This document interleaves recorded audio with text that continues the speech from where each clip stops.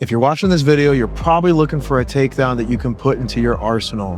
One that's low energy, highly effective, dominant, and even looks cool when you hit it. Well, you're in the right place, because today we're covering the Fireman''s. Not only am I going to make this easy to hit, I'm going to make it reliable for you. And we're going to break it down in the most simple of ways. Let's dive in.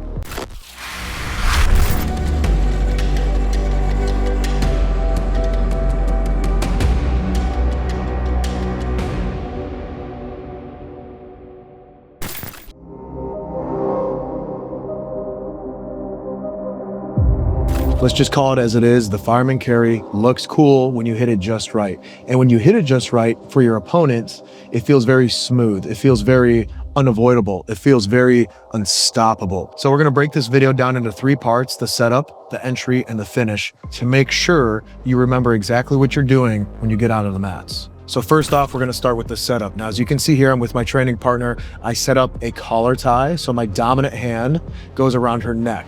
I also get an inside tie on her bicep. Now, getting the inside tie is important, because if you were grabbing on the outside, you're not going to be able to evolve the takedown, but you're also giving your opponent a doorway or an opportunity to hit double legs, single legs on that side. If your opponent tries to shoot a takedown when you have that inside control, it's very easy to post on them, preventing the takedown altogether. Now, one of the interesting things about the Fireman''s, and really almost any takedown or submission in Jiu Jitsu, is that you'll see when people start learning these things, they try to hit them with no setup. You absolutely need a setup, and I got you covered. So as I get my collar tie and my inside control, what I want to do is snap her down. Now, one of 2 things is going to happen. She's either going to respect the snap down, and she's going to use corrective measures to adjust her posture, which means she's going to stand back up, which gives me a doorway to hit the Fireman''s. If she doesn't respect the snap down, it's very easy to hit something like an ankle pick, because you're bringing their head closer to their knee. If you guys have been watching me for a while, you know I like push-pull theory, meaning if I push into you, you're probably going to push back. If I pull you, you're probably going to pull back. So if I snap her down, most likely, I'm going to say 95% of the time, your opponent is going to try to stand back up, because it feels like you're trying to set something up. And a lot of times it feels like you're trying to set up an ankle pick. So people try to correct their posture, they stand up, and once they stand up, it gives me all the opportunity I need.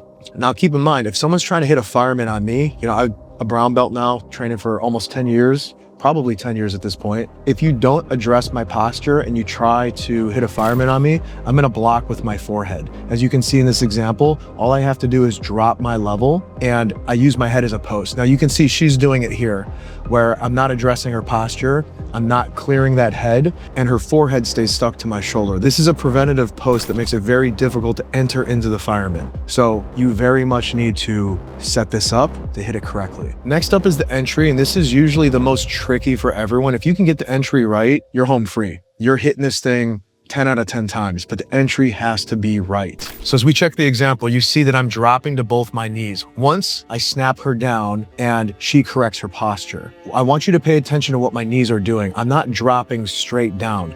I'm dropping in, almost like you could draw a diagonal line as I land just in front of her feet.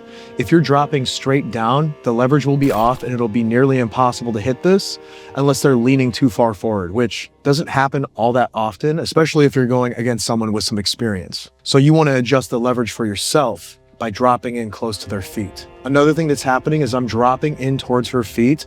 I'm turning my inside control where I was holding her bicep. As you can see here, I kind of wrap that into my armpit, and I hold that nice and tight. So essentially, you go from grabbing her bicep to grabbing the back of her elbow, just above the elbow joint. This is a really nice shelf, a really nice ledge to keep her stuck to you. If you lose this grip, you're probably going to lose the opportunity to hit this, but we're going to address that here in the next chapter. And lastly, what you're doing is, as you are tucking that arm and grabbing the back of her elbow, I'm using my lat muscles to pull her across my shoulders. I want her head to almost be beyond my outside shoulder, as you can see here. Also, dropping in towards her feet, just in front of her toes, makes this a lot easier to do. If you drop down straight and try to drag your opponent across your shoulders, it's going to be pretty difficult. You drop in diagonally and get nice and close, it becomes very easy.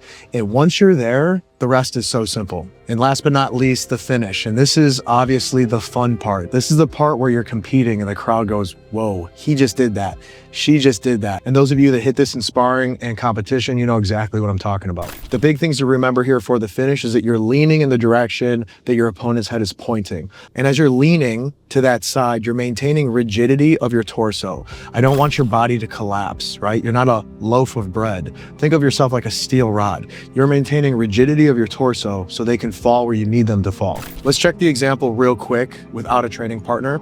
As I drop to the side I need to drop to, I'm almost dropping to my hip first. You can see my legs shift. I'm dropping to my hip and then dropping my shoulder to the mat while keeping my upper body rigid. This is gonna make all the difference. So many people try to heave and force and muscle this person over their shoulders. There is a small element of strength here, but it's very small.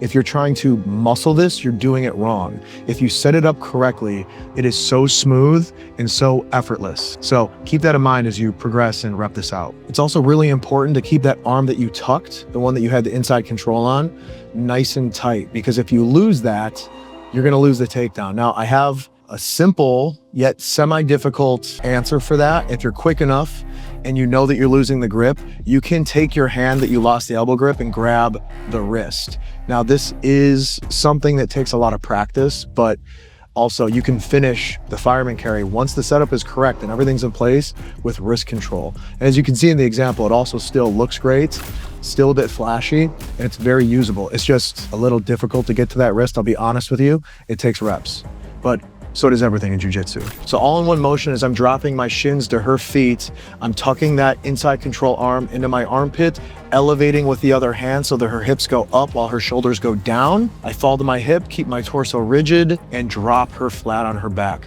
Now, if you are someone who is being fireman, you are getting the fireman done to you, it's very important that you tuck your chin, okay? I've seen people get hurt really, really badly because they look up. Right? Sometimes people have even tried to post with their head. If you've never done that before, that's a great way to hurt your neck permanently. Do not be posting with your head. If that's something you've never done, I wouldn't even suggest doing it if you've done it a few times. It's very, very risky. Trust me, coming from a guy who's got a cervical spine fusion, you don't want to be messing with your neck. So you get fireman, take your L, tuck your chin. You're at least gonna be safe on the way down. And as you can see, they usually land flat on their back. Now, because they land flat on their back and I'm on my side, it's very easy to jump into side control from here. But really, we don't need to bog you down with extra details. We wanna get the fireman down. So if you are hitting this all correctly, the setup, the entry, the finish, it will feel so smooth and effortless, and it'll be fast. I'll never forget the first time someone hit a clean fireman on me. It was in high school wrestling. We visited another school, and this guy was so slick with his fireman's. I couldn't stop any of them. It was the most frustrating thing, but it made me feel obsessed with learning it. It felt like a super move that I had to learn. So stay patient with it. These things take time. These things take practice. But if you take the time, this becomes so worthwhile, especially because it doesn't cost you hardly any energy. We all know how exhausting a double leg takedown can be, especially the ones that you have to dig for. You don't really need to dig for a fireman carry.